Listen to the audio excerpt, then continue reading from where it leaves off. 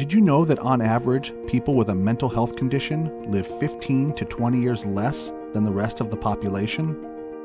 What research has shown is that what we put in our bodies not only affects how we feel in the moment, it actually affects our likeliness to develop certain mental health conditions. If you're struggling with depression or anxiety, eating healthy can support your recovery.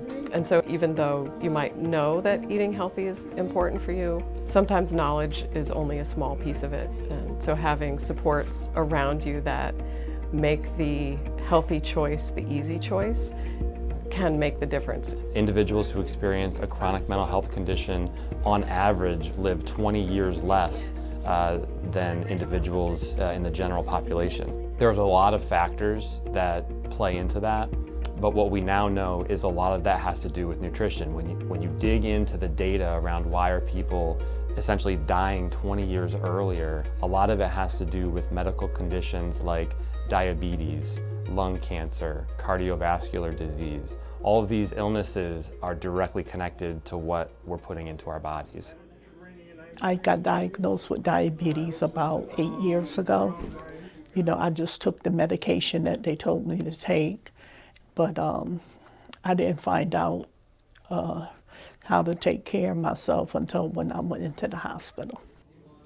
I eat what is called a diabetic diet. It's very expensive.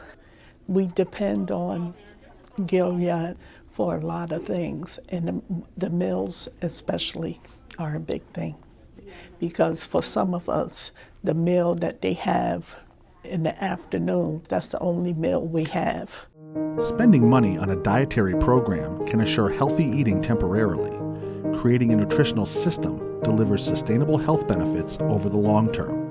Whenever you have a small infusion of money, you want to make the best use, the most efficient use of resources. So if I were just doing nutrition education, I could maybe help 10 or 15 people. If I create a system, then everybody gets the services. Programs that are already in operation to provide nutrition education, they already exist and they're looking to connect with community programs. So whenever you have a group who might be struggling to eat healthy, connecting them to the resources that already exist is an efficient way to use staff time. And then once the system's created, the system runs itself. And that's the whole idea of a public health initiative, is to get in, create, and get out. Gilead is a mental health organization. We're a private nonprofit agency. We've been around since 1968. We provide services all the way from outpatient to high-end residential services for individuals that need extra support to live independently in the community.